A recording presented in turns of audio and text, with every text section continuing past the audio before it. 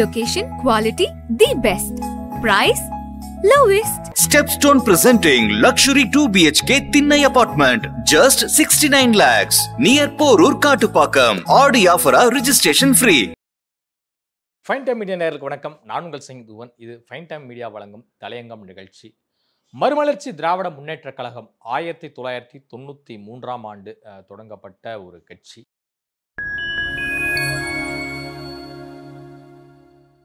எதற்காக இந்த கட்சி தொடங்கப்பட்டது அப்படின்னா, திமுகவின் முக்கிய தூண்களில் ஒருவராக பயணித்த அன்றைய வை. கோபால்சாமி அவர்கள் திமுகவில் கலைஞருக்கு பிறகு வாரிசு அரசியல் தலை தூக்குது. கலைஞர் அவருடைய மகன் ஸ்டாலின் அவர்களை கட்சியினுடைய அடுத்த தலைமையாக அறிவிக்க தயாராகிறார். அதற்காகத்தான் அவருக்கு தேர்தலில் சீட்டு வழங்கப்படுது. எம்எல்ஏ ஆயிருக்கிறாரு, பொதுக்குழு உறுப்பினர், அப்படியே இளைஞரணி செயலாளர், அப்படியே கட்சி பதவியில் நெருக்கி வந்துகிட்டே இருக்கிறாரு. ஸோ இதெல்லாமே ஒரு ஜனநாயக கட்சிக்கு அழகா அப்படின்னு சொல்லிட்டு வாரிசு அரசியலை அன்றைய காலகட்டத்தில் 92, 93 இந்த வருடங்கள்லாம் கடுமையாக எதிர்த்தவர் தான் வைகோ. அதன் பிறகு என்ன ஆகுது அப்படின்னா, கட்சியவே பார்த்தீங்கன்னா திமுகங்கிற மிகப்பெரிய ஒரு கட்சியை ரெண்டாக உடைக்கிறாரு. உடைத்து சட்ட ரீதியாக பல வழக்குகளை கோர்ட்டில் தொடுக்கிறாரு. இதன் காரணமாக அப்போது பார்த்தீங்கன்னா கிட்டத்தட்ட வைகோ தலைமையை ஏற்று 14 மாவட்ட செயலாளர்கள், அப்போது இருந்த மாவட்டங்களுடைய எண்ணிக்கை பார்த்தீங்கன்னா ஒரு 25க்குள்ளே தான் சுருக்கம். ஸோ அப்படி நீங்கள் பார்க்கும்போது கிட்டத்தட்ட 14 மாவட்ட செயலாளர்கள் டோட்டலாக வைகோ அணியை தேர்ந்தெடுத்து அணி வகுத்தாங்க. அப்படிங்கும்போது கலைஞரே ரொம்ப வியந்து போயிட்டாரு, உடஞ்சு போயிட்டாரு அப்படின்னு அந்த காலத்தில் நிறைய பேர் சொல்லுவாங்க. ஸோ அந்த அளவுக்கு வைகோ அவர்களுடைய அந்த உரை வீச்சு, செயல்பாடு, கொள்கை, அந்த தான் கொண்டிருக்கிற அந்த உறுதியான நிலைப்பாடு அப்படின்னு சொல்லிட்டு பல விவகாரங்களில் வைகோ இமேஜை அப்போது இருக்கக்கூடிய மக்கள் மத்தியில். ஸோ இதன் காரணமாக திமுகவை உடைத்ததன் காரணமாக இனிமேல் திமுக அவ்வளவுதான், ரெண்டாக உடஞ்சு போச்சு, கலைஞர் திமுக, இன்னொன்று வைகோ திமுக அப்படின்லாம் சொன்னாங்க. ஆனால் ஒரு வழியாக கலைஞர் அவர்கள் பொதுக்குழுலாம் கூட்டி பொதுக்குழு உறுப்பினர்கள் மூலம் தேர்தல் ஆணையத்தில் பல டாக்குமெண்ட்லாம் கொடுத்து கோர்ட்டுக்கும் போய் ஒரு வழியாக என்ன ஆயிடுச்சு அப்படின்னா, கருணாநிதி அவர்களுடைய தலைமையில் தான் திமுக இயங்குகிறது, அவர் தான் தலைவர், பொதுச் செயலாளர் அன்பழகன் தான் அப்படிங்கிற ரீதியில் தீர்ப்பெல்லாம் வழங்கப்பட இதற்கு வேறு வழியே இல்லை அப்படிங்கிற ரீதியில் என்ன பண்ணிட்டார் அப்படின்னா, வைகோ அவர்கள் புதிதாக மறுமலர்ச்சி திராவிட முன்னேற்றக் கழகம் அப்படிங்கிற கட்சியை தொடங்கினார். பெரியார் அண்ணாவின் கொள்கையில தான் நம்ம பின்பற்ற போகிறோம், மிகப்பெரிய ஒரு மாற்று சக்தியாக தமிழ்நாட்டில் இருக்க போகிறோம், அடுத்து நாம தான் ஆட்சி அமைக்க போகிறோம் அப்படிங்கிற ரீதியெல்லாம் தொண்டர்களை உற்சாகப்படுத்தும் விதமாக, ஊக்கப்படுத்தும் விதமாக பயங்கரமாலாம் அந்த காலகட்டத்தில் பேசினார். அப்போது 14 மாவட்ட செயலாளர்கள் வைகோ பின்னாடி வந்தாங்க. இன்னைக்கு அவங்களாம் எங்கே இருக்காங்கிறதே தெரியலாமல் இடம் போயிட்டாங்க, அது வேற விஷயம். ஆனால் அதே சமயம் அன்றைக்கு 93ல் இளைஞராக இருந்த மல்லை சத்யா, அதாவது மாமல்லபுரத்தில் 1996 தேர்தலில் போட்டியிட்டு பேரூராட்சி தலைவராக வெற்றி பெற்று பணியாற்றிய வைகோவின் தளபதியில் ஒருவராக இருந்த மல்லை சத்யா அவர்கள் 1993ஆம் ஆண்டு, அதாவது பேரூராட்சி தலைவர் ஆவதற்கு முன்பாகவே மதிமுக தொடங்கப்பட்ட போது சேர்ந்தார். அவர் ஆரம்ப காலகட்டங்களில் திராவிட இயக்க கொள்கையில தான் பயணித்தவர். மல்லை சத்யாவை பொறுத்த வரைக்கும் வட மாவட்டங்களில் ஓரளவு மக்கள் மத்தியில் செல்வாக்கு பெற்ற ஒரு நபராக இருந்தார். அது மட்டும் இல்லாமல் வைகோவின் முக்கிய போர்ப்படை தளபதிகளில் ஒருவராகவும் இருந்தார். அவரே வைகோ அவர்களே பார்த்தீங்கன்னா நிறைய இடங்கள்ல எனது போர்வாள் மல்லை சத்யா அப்படின்னு சொல்லி கூட பதிவு பண்ணியிருக்கிறாரு. அதன் காரணமாகத்தான் கட்சியில் பார்த்தீங்கன்னா எம்பி சீட்டு, எம்எல்ஏ சீட்டு அப்படின்னு கொடுத்து கிட்டத்தட்ட கட்சியின் துணை பொதுச் செயலாளர் பதவி வரைக்குமே அவர் உயர்த்தி அழகு பார்த்தார் வைகோ. அந்த தலைவர் வைகோ அவர்களுக்காக இறுதி மூச்சு இருக்கும் வரை மதிமுகவில் தான் பயணிக்கணும்னு உறுதியாக இருந்தவர் தான் இந்த மல்லை சத்யா. இதற்கு முன்பாக பார்த்தீங்கன்னா துரை வைகோ கட்சிக்குள்ள 2019 என்ட்ரி ஆனதிலிருந்தே துரை வைகோ அவர்களுக்கும் மல்லை சத்யா அவர்களுக்கும் ஒரு முட்டல் மோதல் பிரச்சனைகள்லாம் இருந்து வந்தது. இதன் காரணமாக இருதரப்பாக உருவானாங்க.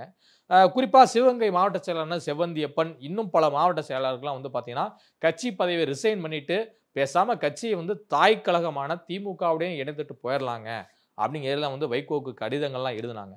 உடனடியாக பல அவைத்தலைவர்கள் மாற்றப்பட்டாங்க. அப்புறமேலும் பல மாறுதல்கள்லாம் மதிமுக தலைமை மேலே வந்துச்சு. அப்புறம் 2019 நாடாளுமன்ற தேர்தலில் என்னவா ஆணுச்சு அப்படின்னா, ஒரு சீட்டை திமுக அணியில் பெற்றாங்க, ஒரு ராஜ்யசபா இடம் பெற்றாங்க, அதே போல வெற்றியும் பெற்றாங்க. 2021 சட்டமன்ற தேர்தலில் 6 சட்டமன்ற தொகுதிகளை வாங்கியது மதிமுக திமுக கூட்டணியில். எந்தெந்த தொகுதிகள் அப்படின்னா, வாசுதேவநல்லூர், அரியலூர், பல்லடம், மதுரை தெற்கு, அப்புறம் மதுராந்தகம் போன்ற ஒரு 6 தொகுதிகளை வந்து வாங்கியிருந்தாங்க. அந்த 6 தொகுதிகளிலுமே திமுக தலைவராக இருக்கக்கூடிய மு.க. ஸ்டாலின் அவர்கள் வற்புறுத்தினாரு. என்ன அப்படின்னா, உதயசூரியன் சின்னத்துல நில்லுங்க. அப்பதான் மதிமுகவினுடைய 6 எம்எல்ஏக்களுமே ஜெயிக்க முடியும் அப்படிங்கிறதுல சொல்ல, வைகோவும் எந்த பேச்சும் தட்டாம 6 கேண்டிடேட்ட போட்டாரு. 6 பேத்தையுமே வந்து உதயசூரியன் சின்னத்துல தான் நிக்க வச்சாங்க. தனி சின்னம் கோரலாம் அப்படிங்கிற முடிவு வந்து கையும் விட்டாங்க. அதன் காரணமாக உடனடியாக என்ன ஆனுச்சு அப்படின்னா, 6 தொகுதியில போட்டிட்டு 4 தொகுதியில வெற்றி பெற்று 4 பேர் சட்டமன்ற உறுப்பினரா இன்னைக்கு உள்ள இருக்காங்க. பூமிநாதன், சதன் திருமலைக்குமார், அப்புறம் சின்னப்பன், அப்புறம் இன்னொருத்தர் ஒரு 4 பேர் வந்து மதிமுக எம்எல்ஏக்களா உள்ள வந்து இருக்காங்க. ஸோ இப்படி பார்க்கும்போது கடந்த முறை 2021 சட்டமன்ற தேர்தலில் போட்டியிட்ட முத்துரத்தினமும் மல்லை சத்யாவும் வந்து தோற்று போனாங்க. மல்லை சத்யா வந்து 2021 சட்டமன்ற தேர்தலில் மதுராந்தகம் தனி தொகுதியில் வந்து போட்டியிட்டாரு. கிட்டத்தட்ட ஒரு நல்ல வாக்குகள் தான் வந்து பெற்றிருந்தாரு. ஒரு 83,076 வாக்குகள் வந்து பெற்று 2ஆம் இடம் வந்தார். ஆனா அதிமுகவின் மரகதம் குமரவேல், அதாவது முன்னாள் எம்பி கிட்ட வந்து தோல்வி அடைந்தார் அந்த தேர்தலில். ஒரு சொற்ப வாக்குகள் தான் வந்து வெற்றி வாய்ப்பை வந்து இழந்தார். காலையில இருந்து மதியம் வரைக்குமே வந்து பார்த்தீங்கன்னா, மல்லை சத்யா தான் 1000 வாக்குகள், 500 வாக்குகள் அப்படிங்கிற ரீதியில லீடிங்ல வந்து இருந்தாரு.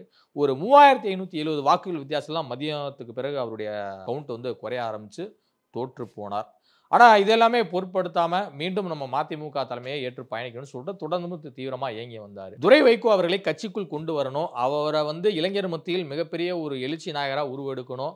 அவர் மதிமுகவை அடுத்து தலைமுறைக்கு வழிநடத்தி செல்லணும் அப்படிங்கிற ரீதியில முக்கியமாக இயங்கியவர் வந்து மல்லை சத்யா.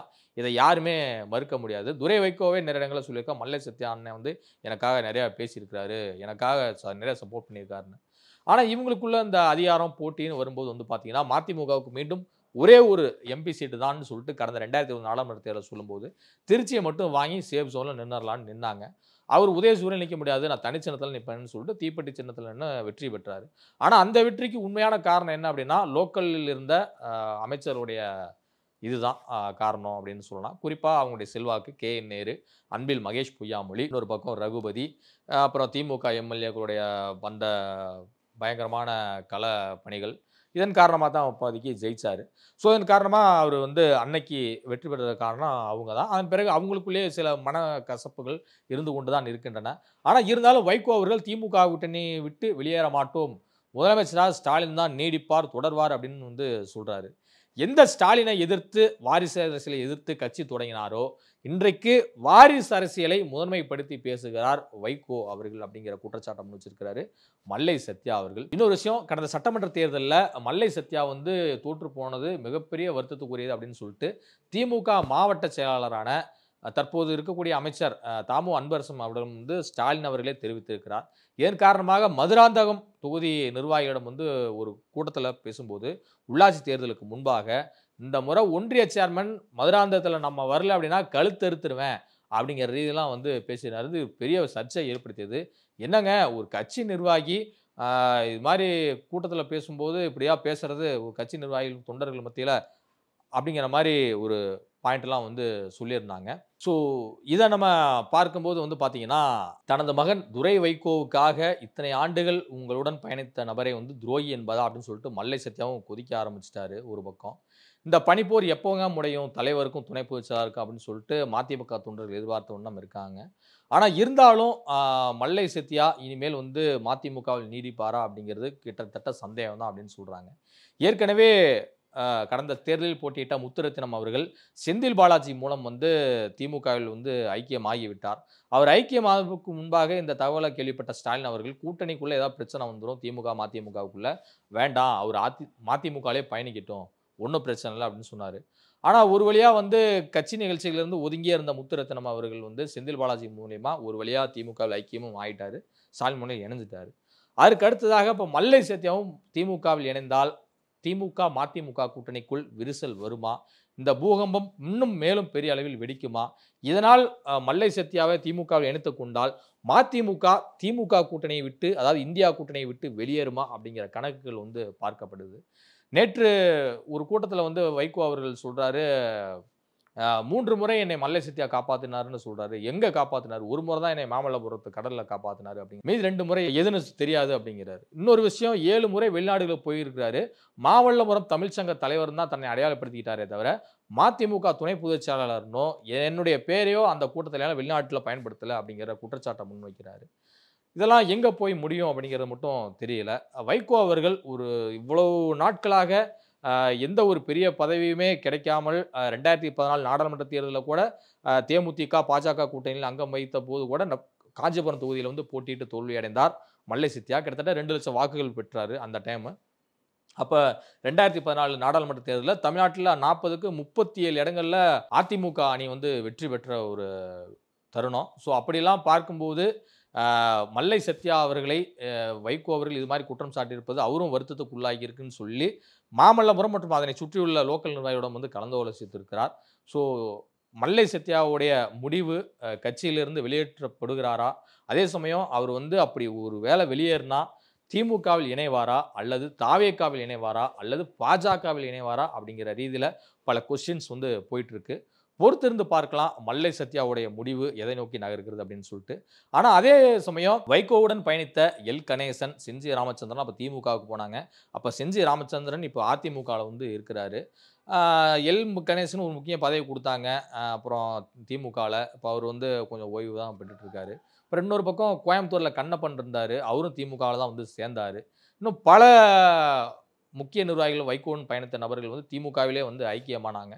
ஸோ பொறுத்திருந்து பார்க்கலாம் மல்லை சத்யாவுடைய முடிவு எதை நோக்கி நகர்கிறது அப்படின்னு சொல்லிட்டு.